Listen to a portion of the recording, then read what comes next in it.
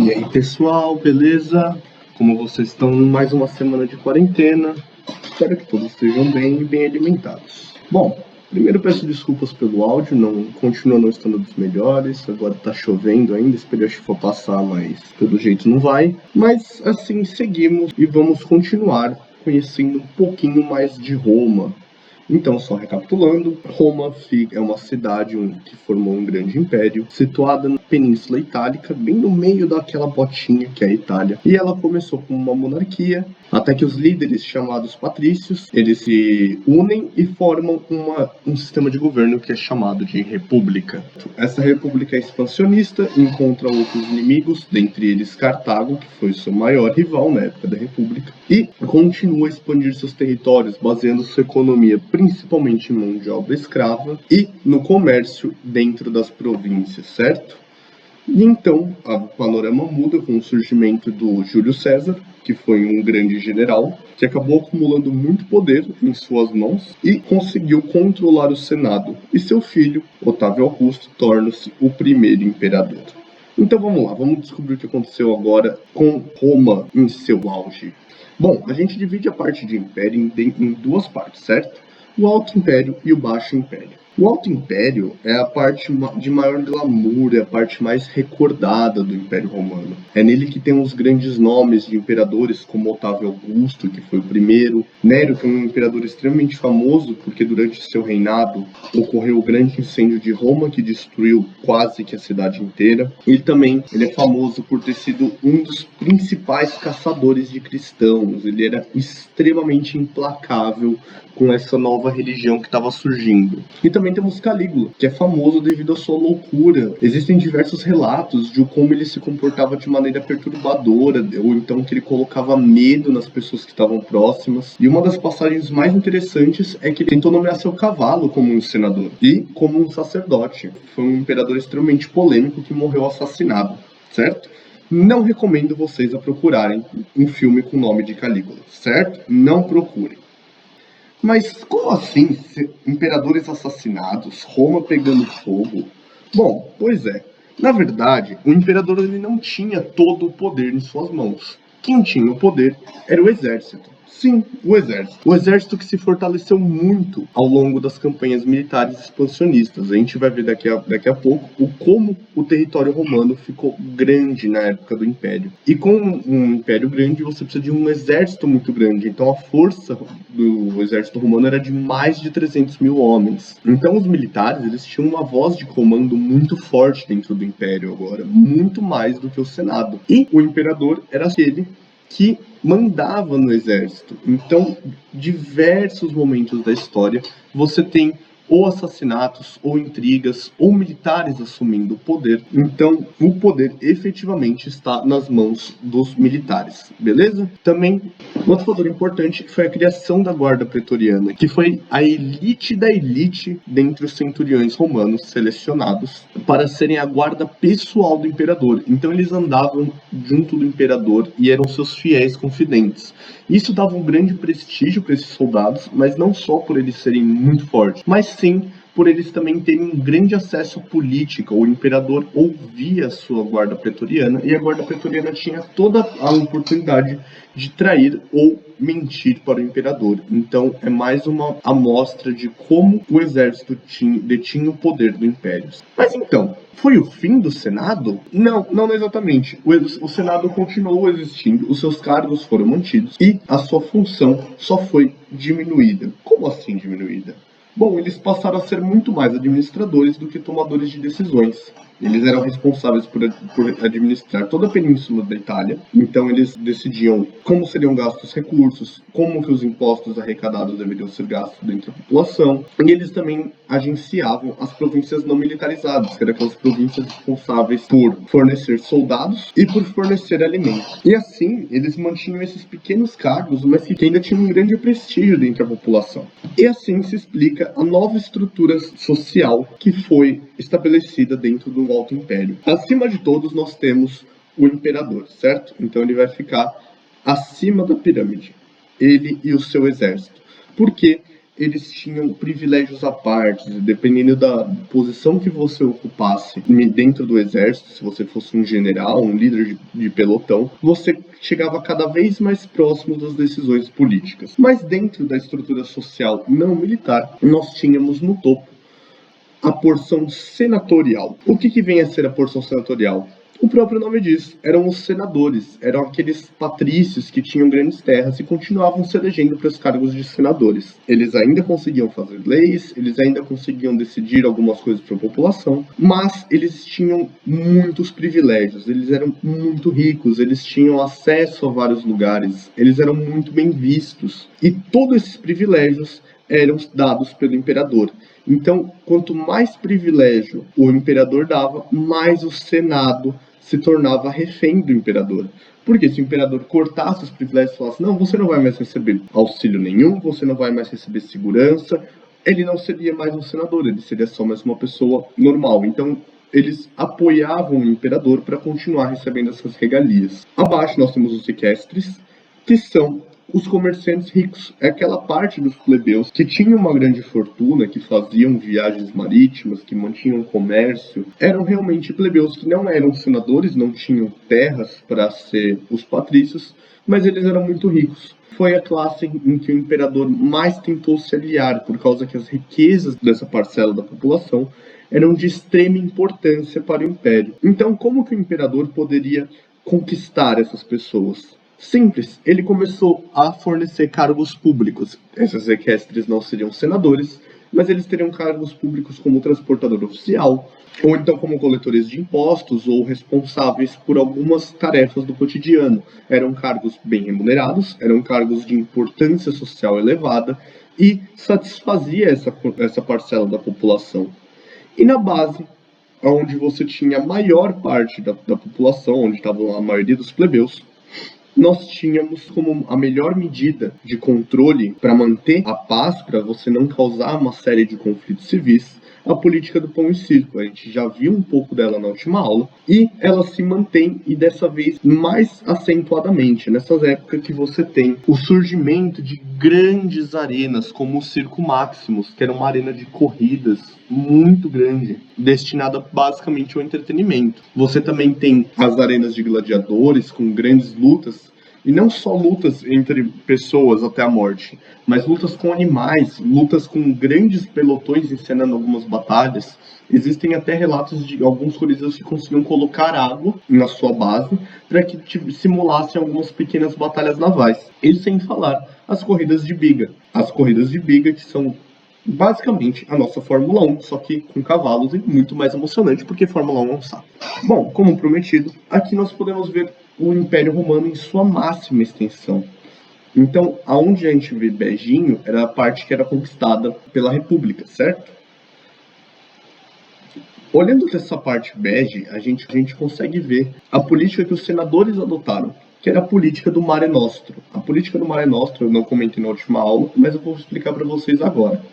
Conforme o Senado romano conquistou Cartago e anexou as províncias que pertenciam a Cartago, que eu estou tentando indicar aqui para vocês, eles conquistaram toda ou quase toda a extensão territorial que recobre o mar Mediterrâneo.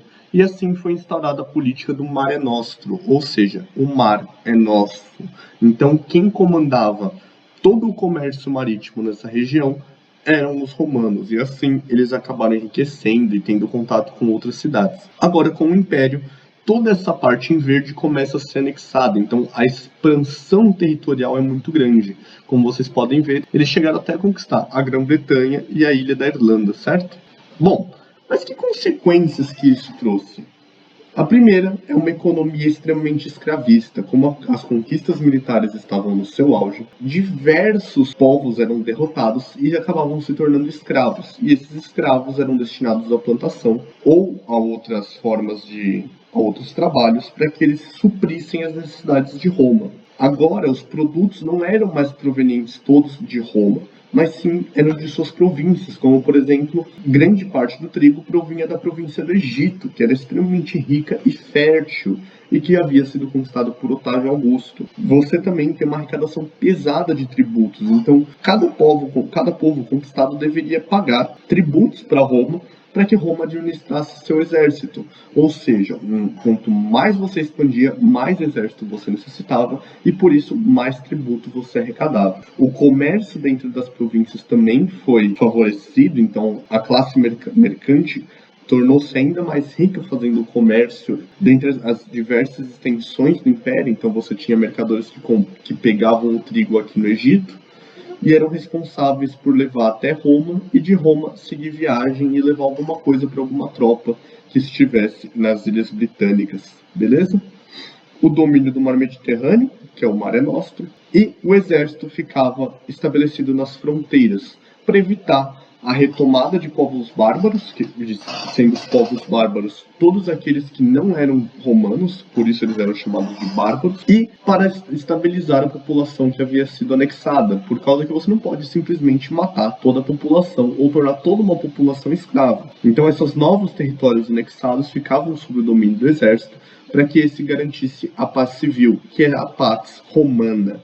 A paz romana é um conceito extremamente importante de que deve haver paz e harmonia dentro do império e ela deve ser garantida pelo exército. Beleza? Agora a gente vai fazer uma pausinha pequena em falar em Roma e a gente vai falar de uma coisa extremamente importante que mudou não só a história do Império Romano, mas toda a história da humanidade, que é o cristianismo.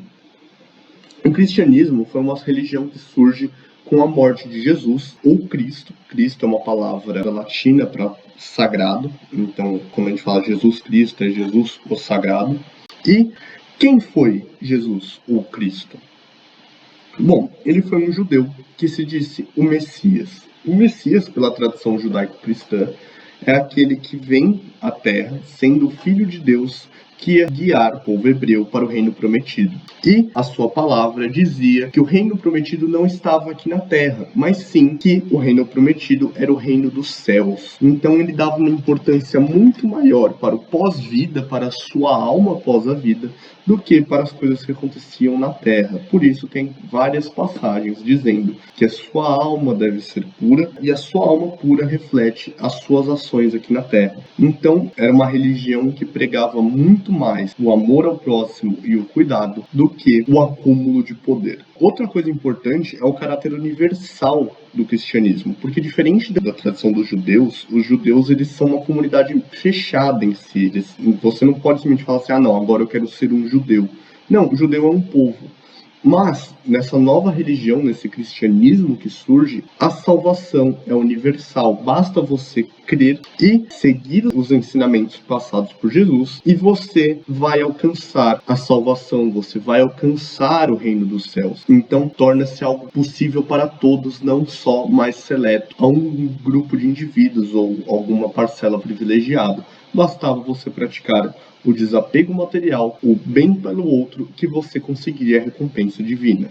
Com a morte de Cristo, alguns dos seus apóstolos continuaram a pregar a palavra e Pedro seguiu para Roma, onde ele foi crucificado e morto. Então, há uma curiosidade interessante uma cruz de ponta cabeça não é um símbolo do demônio, é um símbolo de São Pedro, porque quando ele foi sentenciado à crucificação, ele disse que não era digno de morrer da mesma forma que Jesus. Então ele pediu para que fosse crucificado de ponta cabeça, certo? Curiosidade aí para vocês. E bom, no século II, 200 anos após a morte de Pedro, a igreja já estava bem estabelecida. Então você já tinha uma estrutura de padres que eram responsáveis por cuidar das necessidades espirituais dos fiéis, de disseminar a palavra. Você tinha os diáconos que recrutavam as pessoas, que eram responsáveis por conseguir recursos para tornar os cultos possíveis, e os bispos, que eram responsáveis por organizar aonde eram necessários mais padres, aonde eram necessários mais diáconos, e tudo isso já estava bem estabelecido a partir do século II, apesar da religião cristã ser proibida. Sim, isso mesmo, ela era proibida. Ela era uma religião extremamente subversiva. Por quê? Porque ela ia contra tudo que Roma pregava, porque Roma ela tinha um caráter divino da cidade, e esse caráter divino era colocado dentro do imperador, e para os cristãos não existia um ser divino na Terra, o único ser divino que existiu foi Cristo e ele foi crucificado e morto para nos salvar. Então, a própria ideia de existir um imperador era uma afronta. E dessa forma, o cristianismo era contrário às principais ideias do Império Romano. Além disso, era uma religião que atraía principalmente os excluídos da sociedade.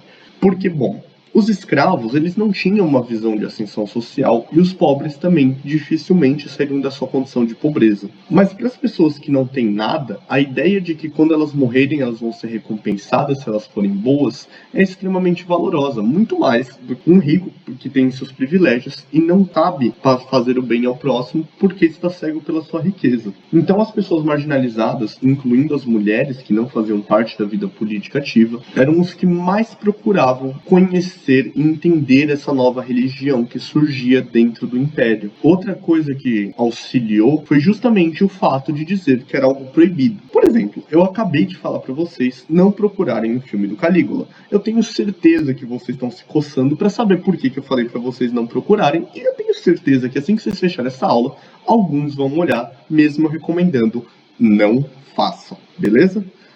Mas, como a religião era proibida, aqueles que eram pegos em cultos, esses cultos eram muitas vezes feitos em catacumbas ou em casas escondidas nas periferias dos bairros, eles eram sentenciados à morte e colocados para morrer em arenas públicas, como nas dos jogos dos gladiadores. E, diante da morte iminente, o que você espera que essas pessoas façam? Bom, que elas gritem desesperadas. Mas não era o que elas faziam. Por quê? Porque a recompensa dessa religião estava na morte. Então, você ter uma morte onde você está seguindo os dogmas daquela religião te levariam ao paraíso. Então, as pessoas se ajoelhavam e começavam a rezar e morriam rezando em arenas enquanto eram devoradas por tigres. Isso era um puta de um marketing, porque a galera falava, mano, você viu aquele cara? Ele morreu, mas ele nem gritou nem nada e era um tigre devorando ele só se entregou. De onde será que ele tira essa força para fazer isso? E assim começa, de semente em semente, o cristianismo começa a crescer e tomar importância cada vez maior dentro da sociedade romana. No começo do século III, a gente também teve uma grande crise no modelo do império. Essa crise se deu por diversos fatores. Alguns dos principais deles foram a falta de mão de obra escrava, porque o império parou de se expandir. O Império ele parou com aquela tomada de territórios e conquistas e que recrutavam pessoas. Então, se você acaba com as conquistas, você acaba com o recrutamento de escravos. Se você acaba com o recrutamento de escravos, uma hora essa mão de obra vai ser escassa. E ao mesmo tempo, quanto mais longe você vai, mais contato com os povos bárbaros você vai ter. Então você vai ter um aumento de bárbaros que viviam dentro da sociedade romana. E com isso, você tem um aumento da população que está insatisfeita com o império, e você começa a ter um déficit econômico. Esse déficit econômico é um reflexo direto da falta de mão de obra escrava, porque com a diminuição da mão de obra escrava, você começa a ter necessidade de contratar indivíduos remunerados para trabalhar no campo. Com isso, o lucro que você vai ter vai ser menor, e com o lucro sendo menor, a arrecadação de impostos é menor. A arrecadação de impostos sendo menor, você tem menos dinheiro para investir no exército, que era extremamente caro. A manutenção do exército era muito cara, porque ele era gigante e o império todo começava a ser gigante. Então você começa a ter uma balança, uma conta que não fecha. E com isso começa a faltar dinheiro, começa a faltar mão de obra para trabalhar por um preço baixo, começa a faltar estrutura, e a política do pão e circo não é mais o suficiente. Então você tem um agravamento de questões sociais e pequenos conflitos civis que vão estourando e pipocando por toda a extensão do império, certo? Quais são as consequências disso? A primeira é a entrada no período do Baixo Império, que é quando o Império começa o seu declínio. E uma das características principais do Baixo Império é a ruralização. Vamos entender a ideia de ruralização e o colonato, que é de extrema importância para entender como que a gente entra na Idade Média, que é o próximo período a ser estudado.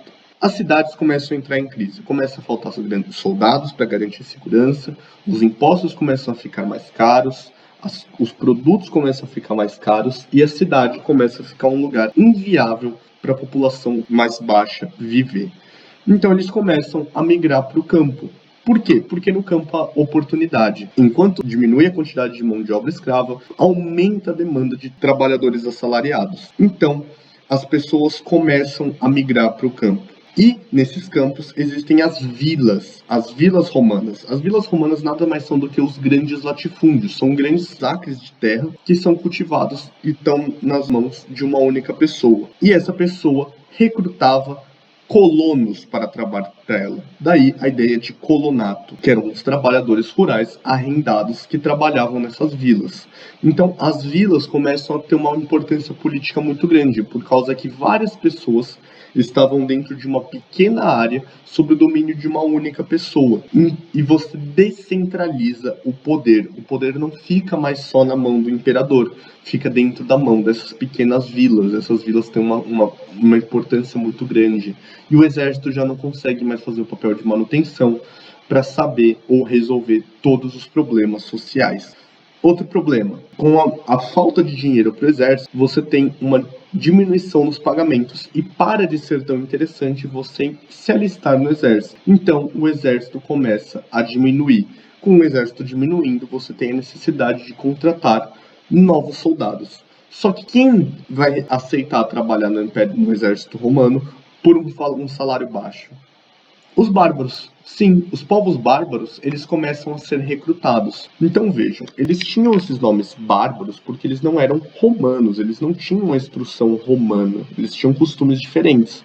Mas mesmo assim, o império estava tão desesperado por uma mão de obra para trabalhar no seu exército que eles aceitam os bárbaros. Mas mesmo assim, você tem uma diminuição na qualidade do exército, você tem o surgimento de pequenos poderes locais e você começa a ter o ataque de outros povos bárbaros que começam a atacar e dominar pequenas regiões. Então, bárbaros começam a isolar lugares dentro do império. E é o surgimento desses pequenos reinos bárbaros, onde o líder dessas vilas, ou então o líder que se sagrava naquela região que ele conquistou, se tornava um pequeno reino. Então, era o começo de uma característica feudal. E o ponto final do nosso Império Romano, do Ocidente. Vamos deixar isso claro, porque no Oriente ocorrem algumas outras coisas, certo? E o fim do Império Romano do Ocidente se dá pelas diversas invasões que aconteceram à cidade de Roma. O exército não era mais suficiente nem para deter a invasão dos povos nas fronteiras. Quando os povos bárbaros passam das fronteiras, eles encontram um caminho livre até Roma e saqueiam e acabam por destruir a capital, Roma.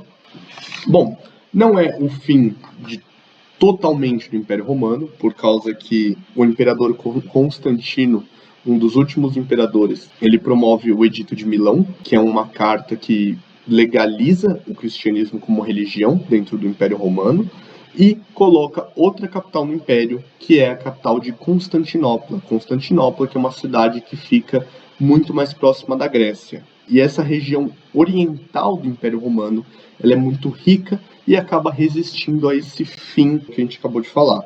Então essa é uma característica do Império Ocidental. O Império Romano Oriental, que é Constantinopla, a gente vai estudar na próxima aula, junto com o começo da Idade Média. Beleza, galera? A aula ficou um pouquinho mais curta do que da semana passada, então eu vou aproveitar e vou deixar alguns links aqui embaixo para vocês nos comentários. Ou então vou colocar no Classroom, a gente ainda vai ver como vai estar fazendo isso, beleza? Mas eu vou deixar sugestões de conteúdo complementar. E por favor, usem a barra de comentários para conversar entre si, tirar dúvidas, eu vou tentar responder todo mundo dentro do possível. Beleza, galera? Um beijão, um bom descanso a todos e uma ótima semana. Tchau, tchau!